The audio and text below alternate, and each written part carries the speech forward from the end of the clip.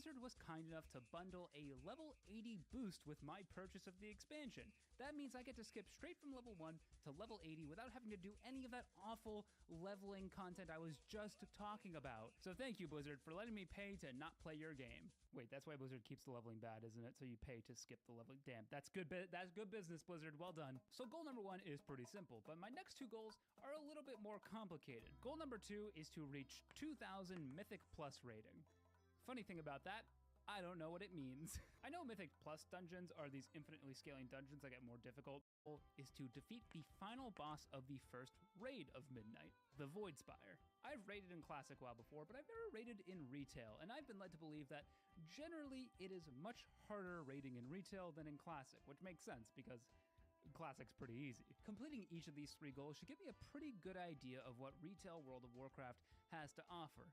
But there's one more catch. I want to complete each of these 3 goals playing my favorite class in any game. I will be playing a Protection Paladin.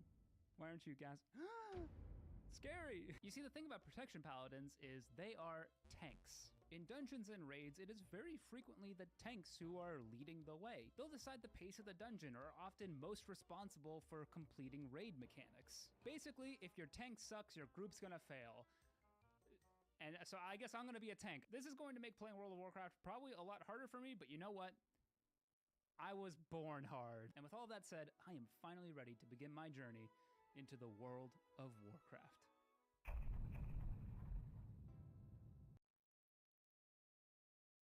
For better or worse, every World of Warcraft expansion has a story, and that story is told to the player through campaign quests, which double as one of the best ways to get to max level, and as we know, max level is when the game really starts. Unfortunately for me, Midnight is the second entry in a trilogy of expansions, and I obviously haven't played through the first part of the story. But don't worry, I did do some brief research, so here's what I've gathered so far. The main bad guy of the story is this hot barefooted mommy named Xelatath. She used to be a dagger, I guess? She leads this purple blob known as the Void in a conquest to consume everything and anything, including the entire planet of Azeroth, where World of Warcraft takes place. Her likes include laughing and teleporting away, and her dislikes include moving the plot forward. Do I know who, what, where, when, or why she wants to consume Azeroth?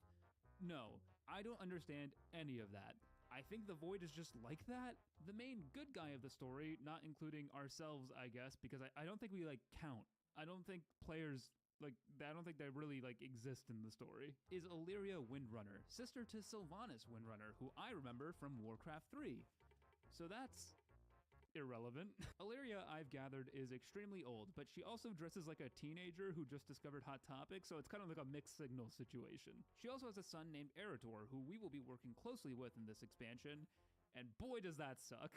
Midnight's campaign starts off with us defending the Blood Elf capital of Silvermoon from a massive void attack. We, the player, are sent all over the battlefield to heal the wounded, go talk to some apparently important people that I don't recognize at all because I just got here, and to obviously kill some void bad guys. And this is where I got my first taste of what World of Warcraft combat actually feels like. You know, when you get past level 30 and you have all of your abilities. And let me tell you, I was very confused. I mean, look at all of these buttons on my hotbar. I just threw those on there or moved them around from their default position because remember, I used the level 80 boost that was included with my purchase of the expansion. So I didn't know what any of this was. So my first step to even figuring out how to play World of Warcraft was going through each of these buttons and figuring out exactly how I'm supposed to be using them. But this was made even more difficult by the fact that I also had to figure out my entire talent tree. Every single class in World of Warcraft has a talent tree, and every single spec for every single class also has a talent tree. And then within all of those specs, there are 2 hero talents to choose from that also have their own trees. There's a lot to figure out here. So to even jump into the game itself, I had to make quite a few choices first. This is a little less overwhelming when you're leveling because you'll only get 1 talent point to spend per level.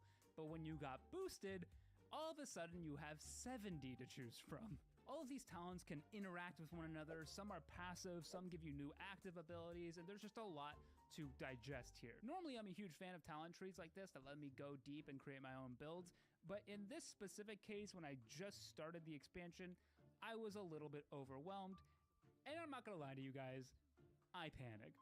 Blizzard somewhat conveniently offers you what's called a starter build that will just pick a bunch of talents that they think are good for new players right off the bat without you having to make any decisions.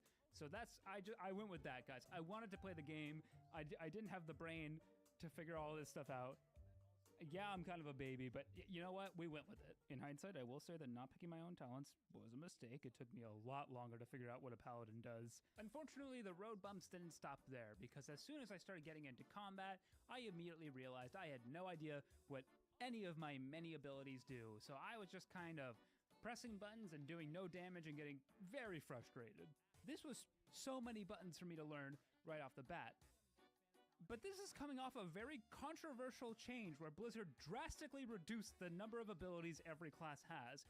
A lot of people are calling the game too simple now, and I'm over here like confused about that. So I feel pretty bad about myself in this moment, but you know, we're gonna get better. I just have to keep telling myself it's gonna get better. The crux of this fight revolves around the ancient source of the Blood Elf's power, called the Sunwell, that Xal'atath wants to corrupt and use for her own dastardly deeds. I don't know why she wants to do this, but we can't let that happen. If you're a Warcraft 3 enjoyer like myself, you might recognize the Sunwell from when it got corrupted by Arthas Menethil to resurrect the Lich Kel'Thuzad. So what I'm saying is the Sunwell is not a stranger to getting corrupted, and maybe they should be a little bit more careful with it. After fighting off the Void and powering up the Sunwell, we get this actually kind of sick moment where the Sunwell fires a beam of light into the Void Storm that's raging above Silvermoon. And this single beam is keeping the invasion at bay, if only for a moment. The reason I find this so cool though is because when you finally leave the introduction scenario and enter the open world, you can see this Void Storm from almost anywhere. It really sets the tone of the magnitude of this invasion and the power of the Sunwell, but it also makes it clear that the safety of the entire city lies on a single defense holding up. So while I still dislike that I'm propped up as this great hero, even though I just got there and I'm still really confused about the story, I can't deny that this moment was cool, and it had me excited to explore more of this story, which is perfect because now it was time to get into the meat and potatoes of the campaign, and therefore, the leveling.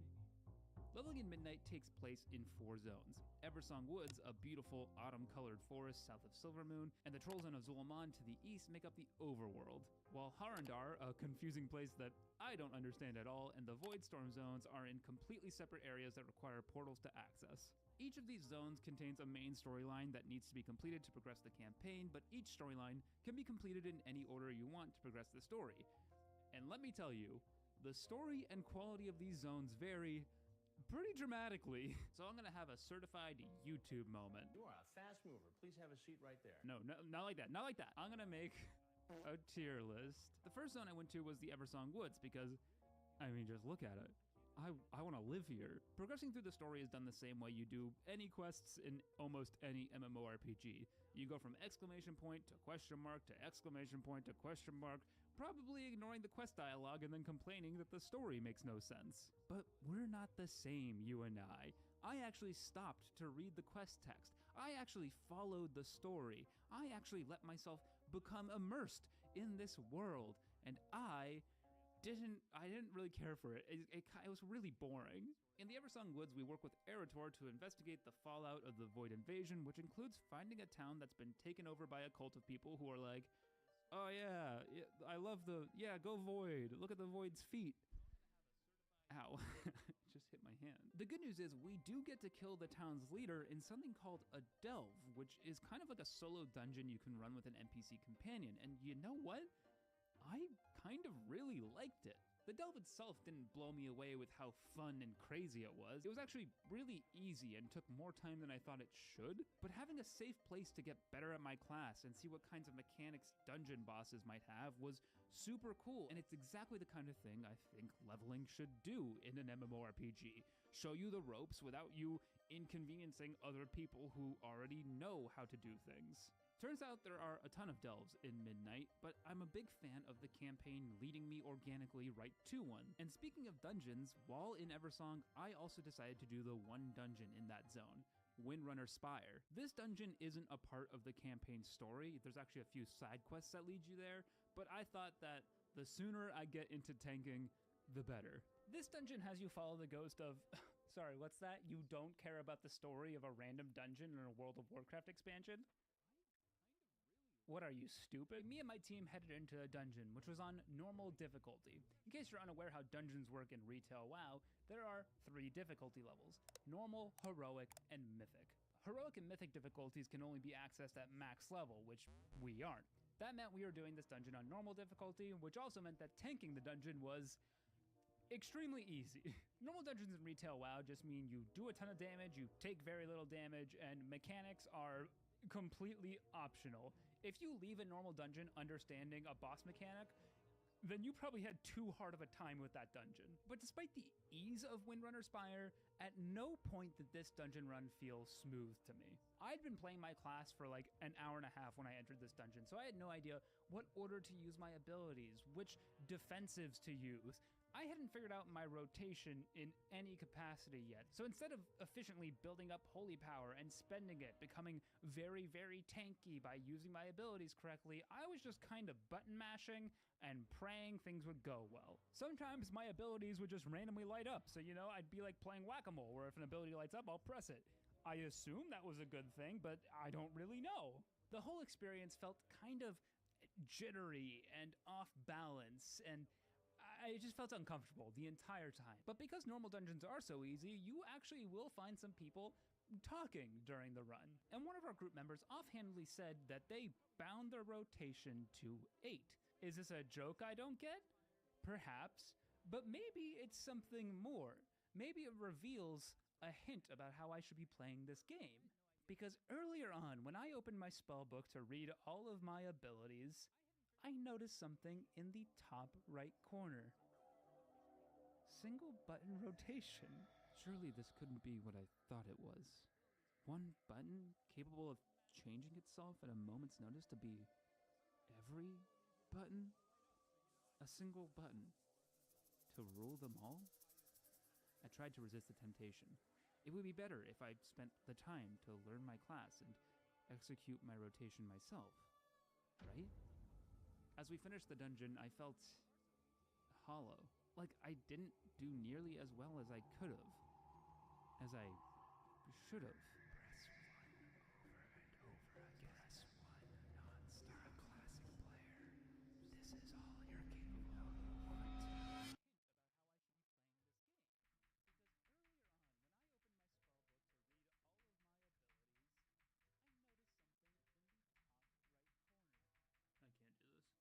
At the end of the day, I was happy to have my first tanking experience, but it showed me I had a lot to learn because I knew things would eventually get a lot harder. Overall, the story in Eversong is pretty meh, and the quests by the end had me really, really bored, to be honest, but the zone is so damn nice to look at that I'm gonna put it in the B tier for Blood Elf. After Eversong, I decided to head to Zulaman, where we help Lady Liadrin, the leader of the Blood Elf Paladins, genocide the trolls. The good news is that everyone on our side is basically in favor of genocide, and we're the good guys, so this is a good thing. Anyway, this dude, Terrellian, who happens to be Erator's dad and also happens to be voiced by Grog from Critical Role, happens to be a real go-getter, and he excitedly starts the genocide. But then Erator jumps in front of his sword and gets hit. For some reason, for the rest of this campaign, this will be referred to as Terrellian f***ing murdering his own son, when in reality, Erator looked like a dude trying to commit insurance fraud. Oh, Erator, we're gonna get to you.